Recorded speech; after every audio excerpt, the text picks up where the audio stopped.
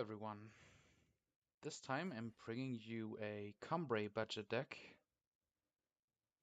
and we will see how this whole theme works out. This is something I've thought of lately because I realized that a lot of people are interested in budget lists, and I think Combrei has some interesting tools to work with, so green and time faction. And we just jump in the first game. I think this should be a redraw. We only have one power, even though we have some one drops. We want something more consistent. We have some spicy units in there like Master at Arms that are usually considered decent draft cards. We go for Combrei Banner here first to get the depleted power out of the way, and then hopefully get more undepleted power as we go. We see some kind of Skycrag list as it looks like. I think I'm okay with getting torched here. Should be a prime target for them to torch. And I should probably turn up the sound a little bit. So excuse me for not being as visible lately. I just moved and we got everything set up, and right now I sadly have to use my mobile connection to do anything on the internet. But I hope this will get better as we go.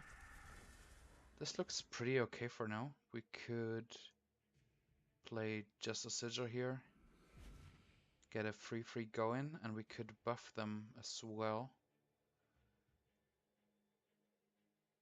The buff is more intermediate damage, and maybe we can make them trade. But let's think about this for a moment, because last time I realized I'm going too fast for my own good. We have Crownwatch Tactic in 2 turns ready since we have 2 more power. We could just develop the Koso Battle Mage, have something on the board that can actually deal with the Rakana Outlaw and is immune to Torch. So I think that's a good call here. We will still attack with this one and see if they are interested in trading, and if they are, we can maybe get some information on their hands. It looks like they have a way of dealing with it, otherwise they would have taken the trade here. They have Piercing Shot, that's really cool. And that worked out with the +1 damage. We should... Things like that you usually don't see that often could be worthwhile to just say, oh, nice blade, dude. So right now, getting the Koso Battle Mage a little bit bigger could work. We get more damage in. We are close to our Crownwatch Tactic and the Twin Brute Sauropods.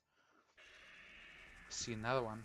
So the Piercing Shot would deal 4 damage right now, which would kill the Twin Brute Sauropod. And they also want to stay on the aggressive side, as it looks like. We are okay with this for now. Gotta be careful soon, because this could potentially hurt quite a bit. Playing the Twin Brood could be good. We could also just play another Koso Battle Mage. So playing the Twin Brood Sauropod right now would make us not being able to get Lifesteal going. They do have 8 damage on the field. So a Piercing Shot would be enough to kill us. I think Koso Battle Mage here again. And maybe we can force a weird trade for them and get rid of 1 damage. They go for it. I think we are okay with this. We have another blocker up here. And we get 5 health in. Nice, that worked. Looks like they would run some amount of burn in a deck like this, so spells that deal direct damage. Looks like they don't want to go for anything right now, so they probably have something to make us feel bad. Which could be Rampage to buff one of their guys up. Which could be another Piercing Shot in the next turn to get rid of the buff here. I think going for this attack first, keeping this guy back for a moment at least, should work. We just see one trade and not much more, so we played this Twin Brute here. We got rid of the extra spell damage, which was a bit annoying and did quite some damage early on.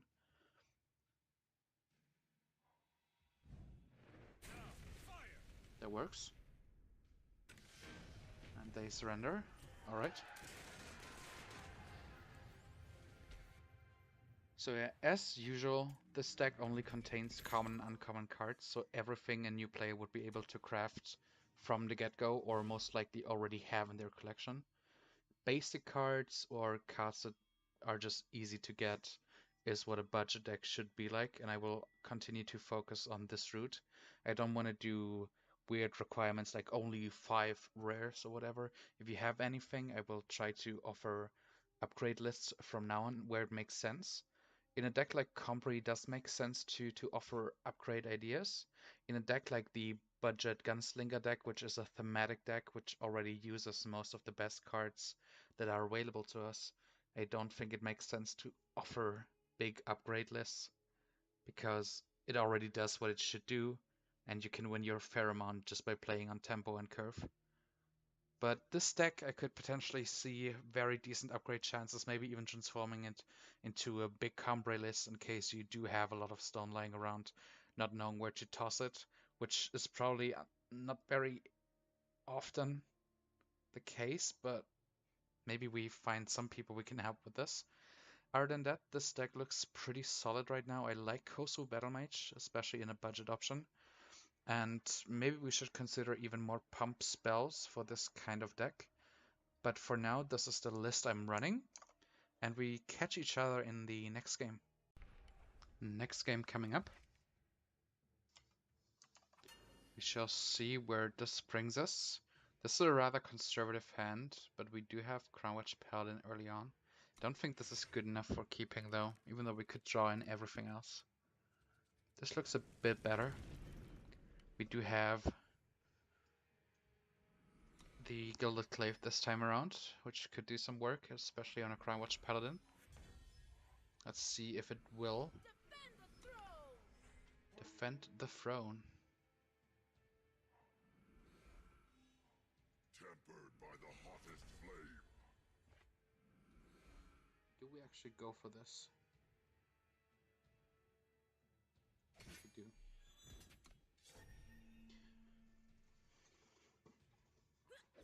We get an even bigger glaive next turn with Empower, making this +2/+2. This could be a problem though. We do get a silence effect, which is nice. I think we could check if they want to go for a trade first. They don't. That's quite enough. That's quite enough, my friend. Go down.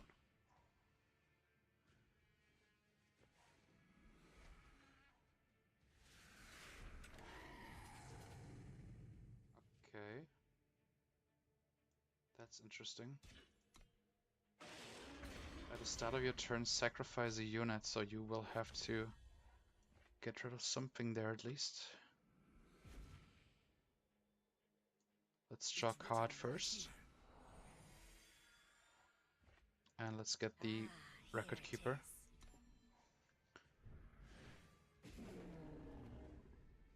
So when you have no units, are you okay then? Or do you have to sacrifice your own guy? I'm not sure, I've never seen that card before. I think we will just find out then. Magic, not so bad. Magic, not so bad. Can attack here unimpeded, and we can also go here.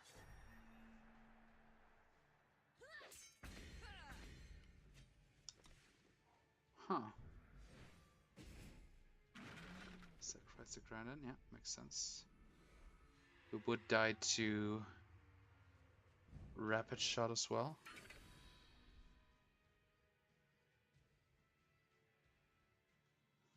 Let's see what they do. Rapid Shot would kill me, but I have to hope that they don't have it. We can't afford mob blockers right now. could see obliterate in a deck like this as well. Oh my god, he missed lethal.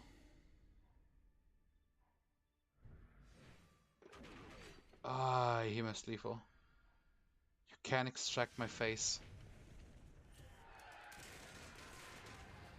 Uy. Nice, that's the quest done as well. As you can see, just doing the daily quests, getting your rewards in, is good enough to get a decent card stock. Wow, I'm surprised. I think we should tell them. Let's see if we can add them. I feel like a lot of people don't actually know that most spells can go into the face as well. But maybe we can actually tell Banshee 76. Because I think we also would have gotten Nightfall, right? So that could have worked for them. They actually had lethal. Oh. Okay. Then I don't tell you that you had lethal. That's fair. Let's go into the next game. Let's see where we end up with this. We do have ornamental daggers, enough power, and Auric Record Keeper. But I think I want something faster. This looks fast. I like fast. Random photo share. Nice. Let's go for just a sigil here. Let me quickly get rid of Skype. Skype in 2K18, am I right?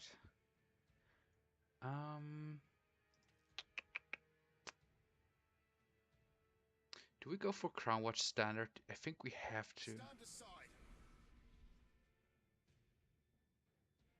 But then we can't play Awakened Student. I think we have to do it this way around.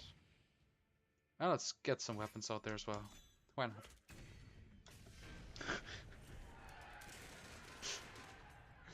Okay. Well, that's interesting. We're gonna leave that in, but that's obviously not an actual game.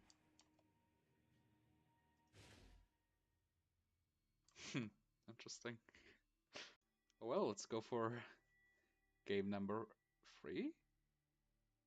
I think. 4? That was 3.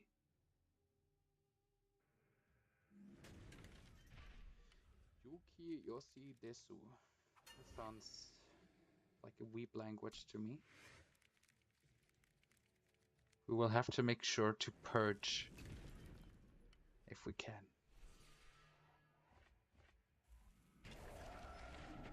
Crests.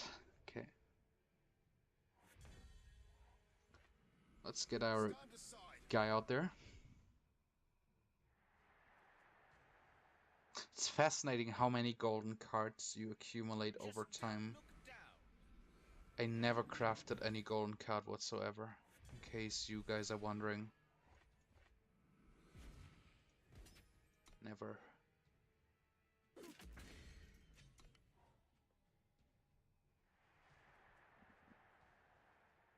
Just don't look down. This could be awkward with some Twin Brood shenanigans coming up, maybe.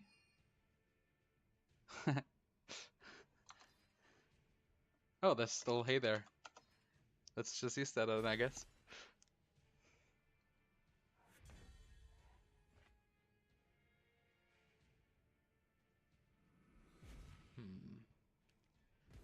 Wouldn't call it stuck right now. At least we can get some more things out there next turn. If we draw power, I would most likely go for the district infantry and buff that up for a moment. But other than that, I think I would like to get the Kosu Battle Mage going.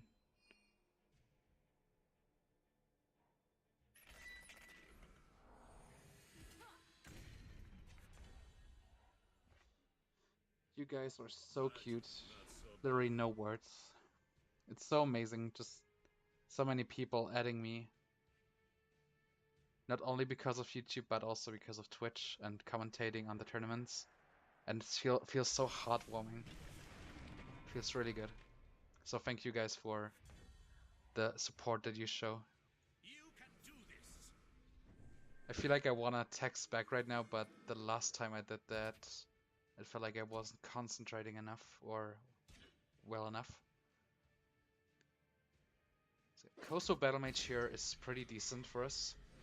Just getting it bigger while being protected with the Aegis.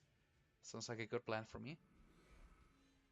That's what we are gonna pump this guy up as good as we can until we draw more fun stuff to play with. This is fun stuff. You can do this. Let's get our Koso Battle Mage out there. Let's attack here, even though they could just block this. I don't think they are super happy about a 7-7 on the board right now.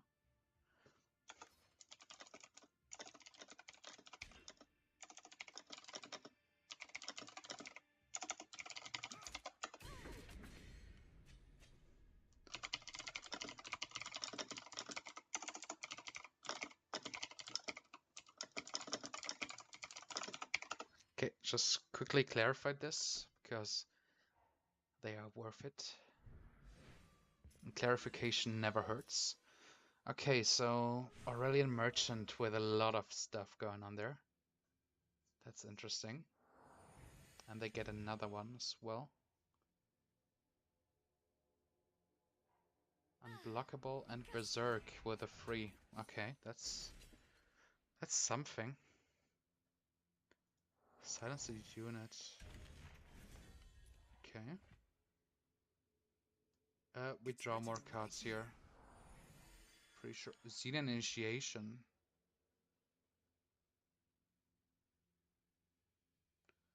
So if we attack with a Kosu Battle Mage here, they will take this either to the face or block anything. I don't think they want to block right now, though. Do they? They have not much left, but they could use the 0 freeze right now. Or the 2/2s. Okay. Not sure about that one. Let's get the Crown Watch Paladin out there. Crown of Possibilities, alright.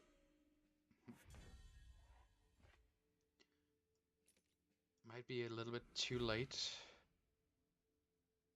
We could just pump this guy up. They don't have enough to get rid of anything here.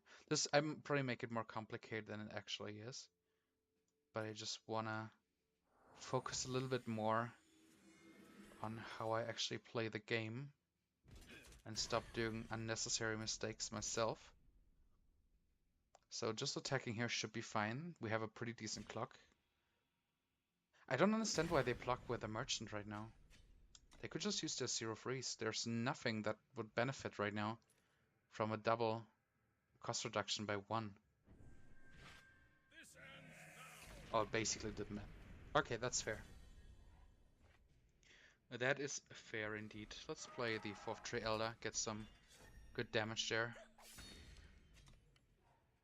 If they have some another board clear, which I don't think they would.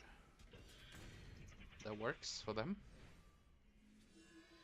Nice crown tag there with the killer. We have Finest Hour. I think I want to keep Finest Hour up just in case more shenanigans happen.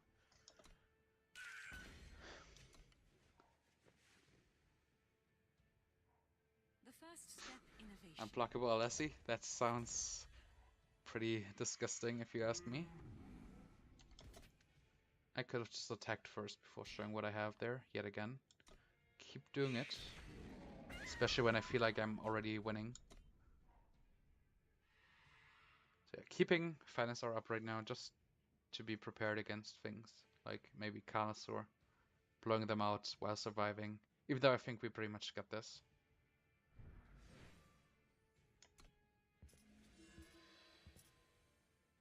What could be coming here? Another merchant, right. Reckless Berserk. Unblockable? That sounds fun. Let's see what they got for us.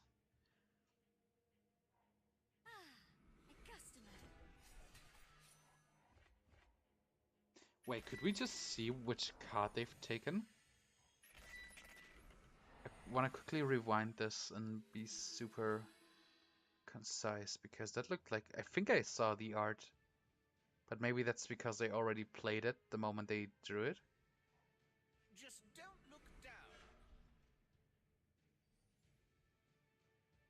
Let's quickly see. Can we change replay speed? Okay.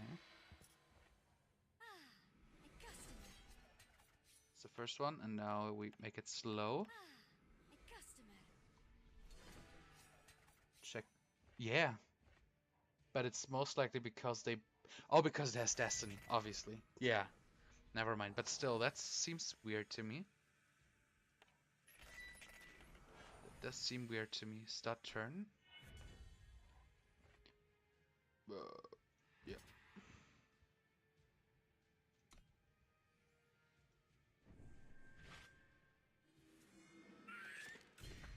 Nice.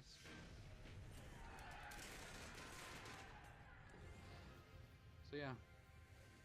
Interesting little thing there. I think I saw the same yesterday when they took something out of the market. Like, those little hints we can definitely take. Doesn't cost us anything to not go for a small check there. Let's have a look at the decklist, shall we? So let's also use the uncommon and common rarity and see what other options we would have. But first go in this list here. Okay, so as you have seen, obviously the district infantry does some work early on. It gets beaten by other one-shots in pure value just because at some point you don't draw power, especially in aggro deck. We're at 25 power. At some point this will just be a 1-1 on the board, but it could be good enough to get some early blowouts, maybe with Finest Hour or with the daggers, as you've seen in that super quick game. Awakened Student, I don't think we have to add much to, just grows over time. But other than the district infantry, it's not just this turn, but constantly. So whenever you play one power, this gets bigger, and this is absolutely what we like. We could potentially think about adding something that the Alessi decks have been running, in the sense of using safe return. But in a deck like this, where we actually want to go for tempo and not just hold back because we can prevent blowouts with our spells, which we can't, I don't think it makes perfect sense, even though we could fish for some torches maybe, but we always would need to keep up the 2 power to use the fast spell in the enemy turn, and I think this goes pretty much against what we try to do with this deck. We try to be aggressive early on, we try to push our guys a little bit bigger than they actually are. We got some decent spells in here that are cost efficient for what they do. And yeah, that's pretty much the concept and why I don't think Safe Return would be the perfect fit in this deck. But if you feel like trying it out, go for it. I don't want to hold you back. I want to encourage you to try different things that could work. Crownwatch Paladin, also not much to add, just a super decent stable card. Or staple even, not stable. Staple card in most aggressive decks. And since we're on a budget, decently statted units is what we find at the start of the curve at low mana. If we go higher, the options get worse, the less options in terms of shiftstone we actually have. So that's something to keep in mind.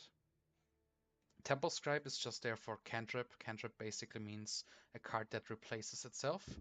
And we have a 1/1 body on the board, which is not perfect, and the influence requirements could be iffy at points, just because we do have slightly more Justice Sigils than time. But if we draw like the banners and seats early on, we should have a good time. And if we drop it on 4 and just draw a card and play the second card as well, it's still fine. So the card draw is what we're looking for. The you gain 1 health is okay, but not detrimental to our game plan whatsoever.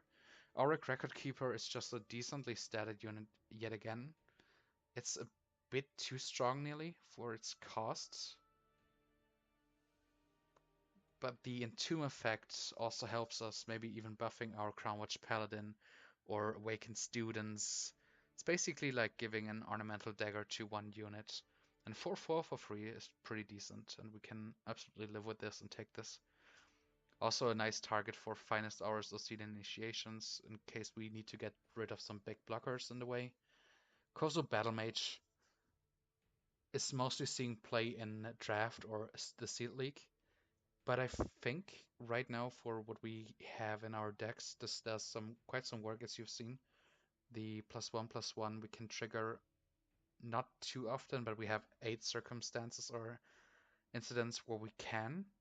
Other than that, it's just an annoying unit to get rid of because of the Aegis, and this is why I put it in there. So we have 2 Aegis units early on, which will make it significantly worse or harder for the enemy to get around them. Master at Arms, I think the Aegis minions or units we run and have in this deck should be the prime target for the +2/+2. We could also obviously go for different things, but Aegis just makes it so we're super safe. In case of Archive Curator, if you got any Valkyrie Enforcers, let's quickly check Valkyrie Enforcer while getting rid of the rarity. Oh, Valkyrie. If you got any Valkyrie Enforcers lying around while opening packs, or you just have some of them, feel free to toss as many as you have in place of the Archive Curator in, because the free mana cost of the Valkyrie Enforcer with the same effect makes it strictly better. You could even argue that the Archive Curator could be better in a deck like this just because it doesn't die to Torch. But the free attack is way more aggressive than the one attack and 4 health from the Curator. So at your own convenience or discretion, try cards out that you have and you feel that could fit. Also, wow, he looks unproportionally big considering his head is so small. I never realized that before. Super massive, that guy. Twin Brute Sauropod is basically cheap refill for us because we will deplete our hand rather quickly if we get our curve going. So getting something we can play in 2 different turns while trying to build up cards back in our hand could work, and it does quite some work in the sense of pushing through. It dies to Vanquish and makes people maybe more aware of our board state. They want to get rid of the 5/4 as soon as they can. But since we draw 2, we can always keep 1 back and try to bait some removal out first before we go super hard on the board and commit with everything we have. So you could potentially even put 3 or 4 in here. Maybe not 4, just because it makes your hand clunky.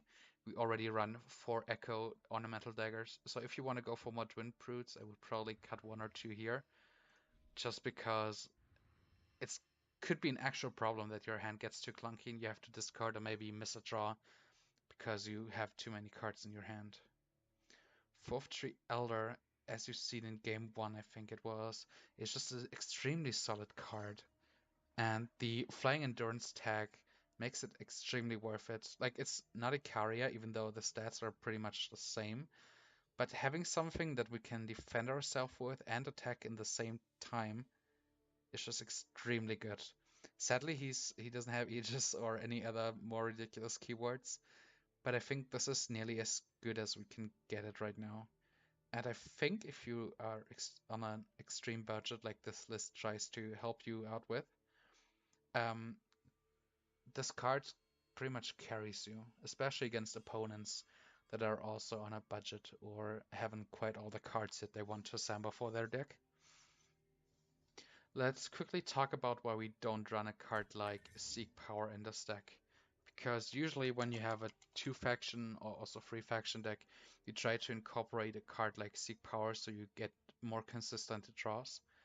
But the fact that we are basically an extreme aggressive version of something that already runs on ladder, we basically replaced all the perfect cards that the actual ladder deck uses, like the elastic Combrei deck or the big Combrei deck, and tried to put in as many efficient units as we possibly can while being on a budget. So as you can see, the 25 power seems a little light, especially since we had problems in our games with actually playing our minions.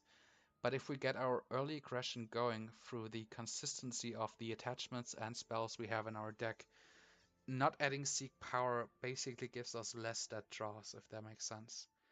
Obviously, you could cut whatever you feel like, maybe even a unit, and get Seek Power in just to get consistent power draws in there, especially if you redraw your hand. But I think our aggression is good enough to push through and not get punished by not running Seek Power.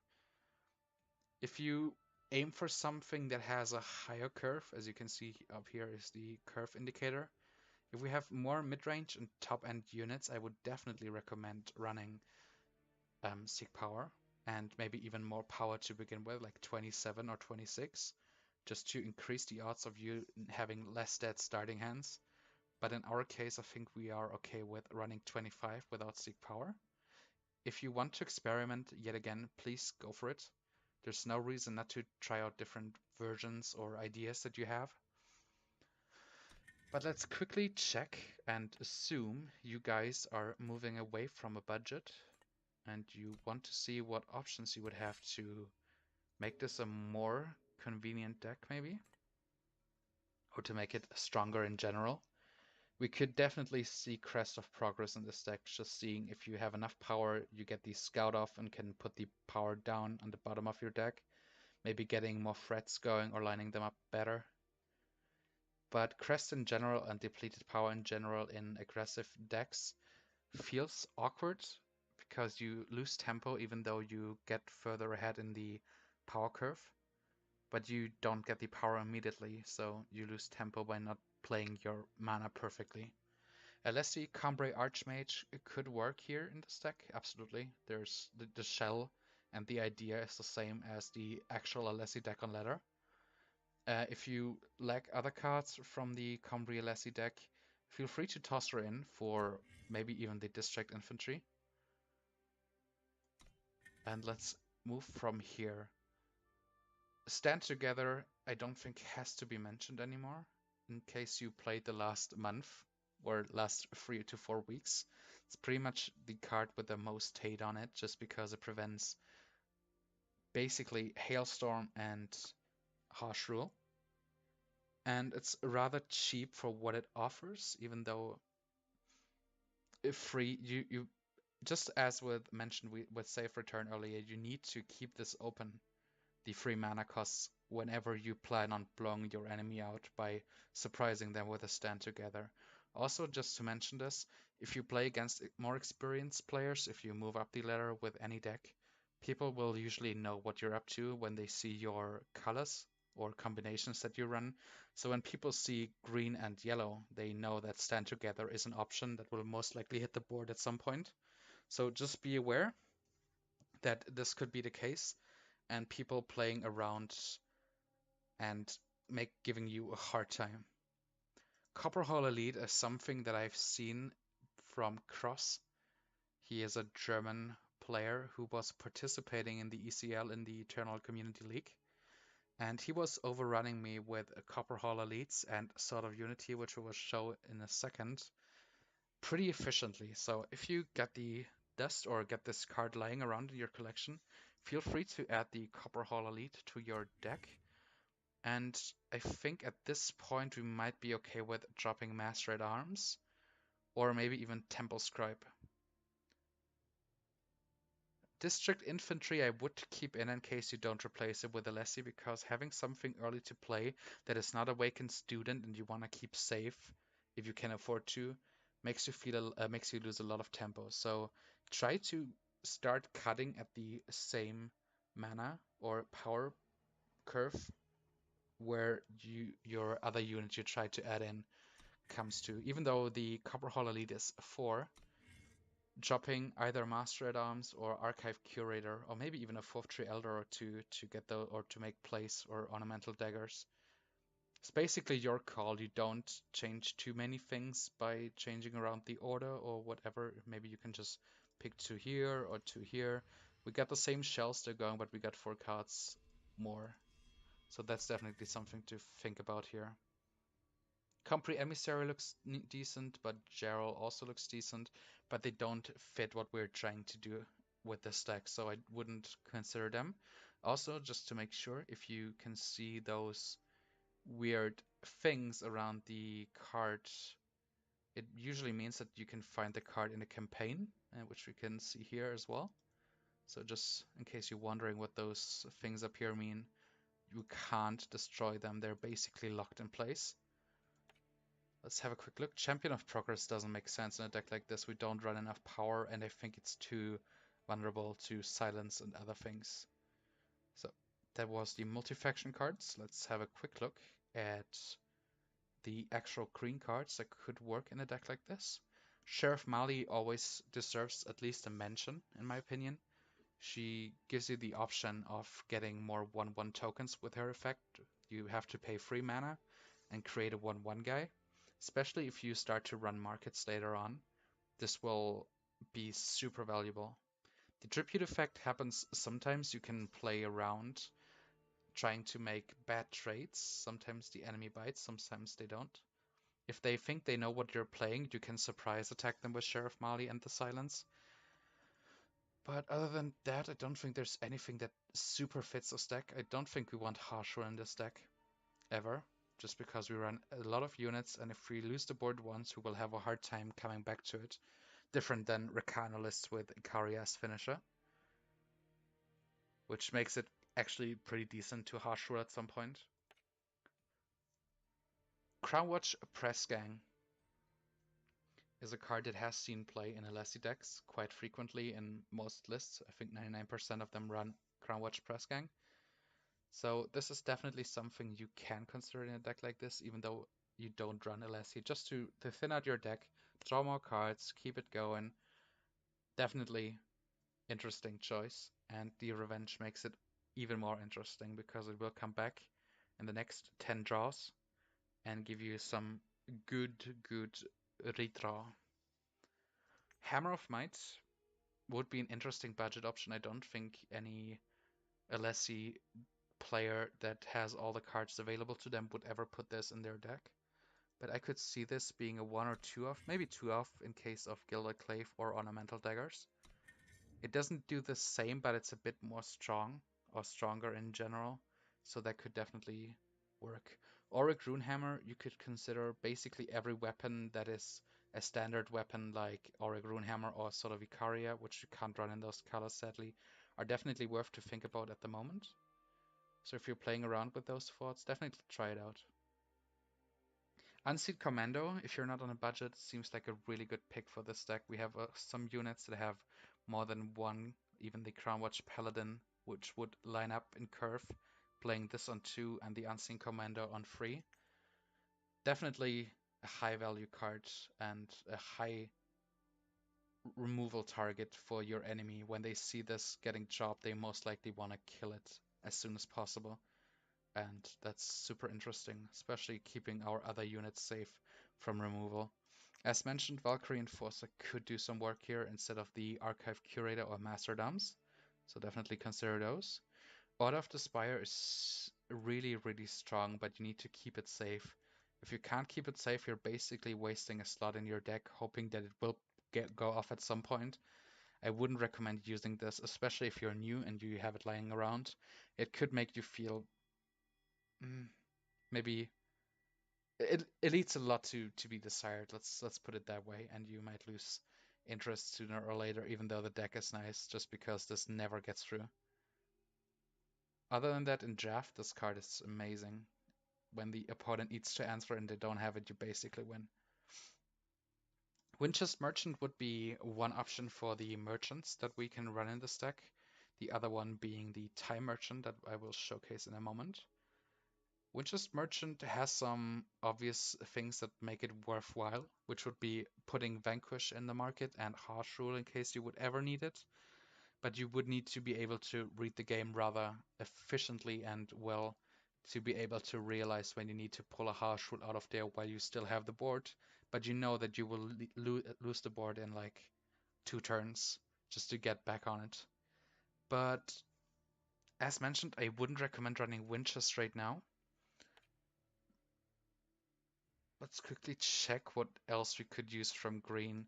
Rilgon's Disciple could work. but I think we need a bit more spells to really get him going. As you can see, the stat line is decent with a 2/3 for 2. So even if you don't treat the text, it's a decent card to put in for 2 mana. So if you feel like you want to try around with it and maybe add more spells like Stand Together or other cheap spells that can work, definitely try it out. We get to time. Xenon Obelisk doesn't really, like, it does a lot of things in this deck and it will strengthen our deck quite a bit, but we don't really aim to get at 8 power or more. We don't run any maximum power units right now in this deck. So getting to 8 will be super, super late in the game, and if we haven't won the game at 8, we most likely lose it soon after. Marison's Disciple is a decent budget option, in case you can call a rare card budget option. But you just get 2 cards. You get 2 cards for 1 for 4 mana, which is decent and okay. Most of the time people go for the Sandcrawler, the free mana, free card. Every other option is viable at different stages of a game or in different matchups. So definitely something to consider here. Again, I would probably start at cutting Master at Arms and Archive Curator, just because Master at Arms is easy to counter with a torch and just dice to it. So you don't necessarily always have the effect up and running.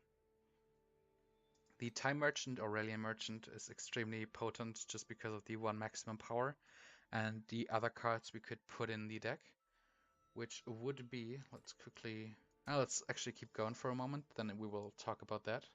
So yeah, Aurelian Merchant is what I would recommend in a deck like this. We can put in a lot of goodies like the Sword of Unity, which sees a lot of play.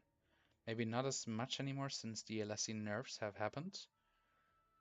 A Marin Stinger is interesting just because of the charge, and we get these Scorpion Traps, which will give us a 1/1 Scorpion with Deadly on our field. If you have those lying around, just put them in, check them out. I haven't used them yet since, as you can see, I have only 1 copy of it. But definitely a cool card to play around with, especially if you're new and you got 1 or 2 lying around. Put them in, see what works or what doesn't work. Other than that, I don't think there's that much more to showcase here. Let's quickly go to the legendary cards and check what we could use there. Venom Rider could work in a deck like this. It's a cheap minion or unit with a charge and deadly, so it immediately gets the payoff. The ultimate makes us pay 5 and we take 1/1 off and get a small scorpion with killer and deadly, which is basically removal 1 time. Interesting card if you have the campaign. Just throw it in there, try it out if you like it or not. Sandstorm Titan I don't think needs to be mentioned, but I will want to do it anyways. Decent creature, 6 stats, for 4 power costs. If you got him, put it in there. And as again, start somewhere here with cutting. World Bearer Behemoth. If you go into the bigger territory of the big boys and you don't want to play around in the budget region anymore, you can basically use pretty much every single time legendary you can see here. All head does work and needs to be answered immediately. People get PTSD the moment they see him drop on the board. They want to get rid of him immediately just because it's double the health and attack of your units you draw is ridiculous and absolutely nuts. But also, let's consider what would happen with our deck if we decide to put in all the time units. We would basically lower our curve in the early game. We would probably take out quite some things here. We will keep the Awakened Student pretty much, but we will move into a mid-range deck with the 4, 5, 6 slots, maybe even late game slots, and will use less early game, so you would need other things to cover that weakness yet again. So just be aware, if you put in all those big guys like this, let's quickly see what happens to our curve. Let's get rid of this. Let's get rid of this. Let's get rid of this. As you can see, we have significantly more late game this time around. So we will need something to make us get there in the first place. If we play against other aggressive units or decks, we will have a hard time getting to 6 mana without doing much. As you can see, this is quite heavy. Obviously, you would probably cut something like this, and it looks a little bit better. But just be aware that when you go for a plan like this, you need to accommodate for other things to make you come back into the game. You will need strong units on every curve, which means on every single slot you will most likely need the best units you can have. You need a strong mid game with things that can save you from strong enemy units like the Sandstorm Titan. Does an amazing job at just sitting there. He needs also to be answered nearly immediately, otherwise he has a 5-turn clock, which means in 5 turns the enemy is dead if they don't get rid of it and let the damage hit their face. So yeah, I hope, let's not take this too long actually, let's have a quick look at Sword of Unity. And this card is busted. If you have it lying around, put it in the deck, you can't do anything wrong by adding this. You get a stand together for 2 if you have 6 mana. This is the new keyword Spellcraft. We need 4 mana to play this card and double influence in time and justice. We get Lifesteal Overwhelm and a +2/+2 on the creature we want to use. Put it on. And if we pay 2 more mana, so 6 in total, we also get a +1/+1 and Aegis on every single unit on our board. So if you got the Sword of Unity lying around, put it in there and feel good about yourself because this card is busted. Great Parliament, same thing again. Try it out if you feel like. You won't get much payoff because we don't go for super high amounts of mana or power, so we won't get like 4 or 5 owls ever. But you could sometimes get 1 or 2 owls, which could be good enough for a 4 mana cost. Night Chancellor Seraph would basically mean that you have a late game plan in case things go wrong. Her effect is that you pay 8 power or 8 mana and you exhaust her so she can't attack, no block. But you get a random time or justice unit, maybe even combined, and it has double the health and attack. So definitely a cool card to play around with, a lot of fun. And you can play her on curve and have a decently statted unit on curve as well if you don't care much about the 8 power pay effect. And if she sticks around till turn 8 and you can go for it, that's nice, but nothing that needs to be perfectly done. Martial Iron Thorn, if you want to go into the big Combrei as it's called on ladder, is amazing because whenever you play, when this is on the board and you play a power card, you basically get 2. So if you play a crest, which lets you scout, you also get to scout twice. So when you play this on 5 and you play 1 power card, you are at 7 mana. This is what we call ramping. Definitely a nice card if you want to go for this. But make sure that you decide in which way you want to take this whole thing. Either go for mid-range or go for an aggressive, a lessy style of plan. I don't think mashing the 2 together would be... Like, you can still do it and get decent results, I'm sure, just because most cards are busted that are in the deck at the end. But I would consider going for one game plan directly instead of trying both things and weakening both things at the same time. So try to understand where you're going. You now have like the budget option, and you also know what this deck could look like once you're done with all the farming and getting enough shiftstone going. And if you're still there in the hustle right now, don't give up. It's not hard to get a decent deck in Eternal. They are super generous with their rewards. Just keep playing, and I'm pretty sure you can get some really, really fun deck in no time. Just stay dedicated. And if you have questions or you want to ask something specific, feel free to hit me up in game or on the YouTube channel or wherever you can find me. And make sure to use the Reddit because people are actually there to help other people. Even though we have some trolls on there, people are most likely gonna help you in case they got time and can answer the questions you have. So that is enough for today. Thank you very much for sticking around in case you have. I appreciate every single one of you supporting and showing interest in my content, and I hope I can keep delivering this content to you guys. See you soon.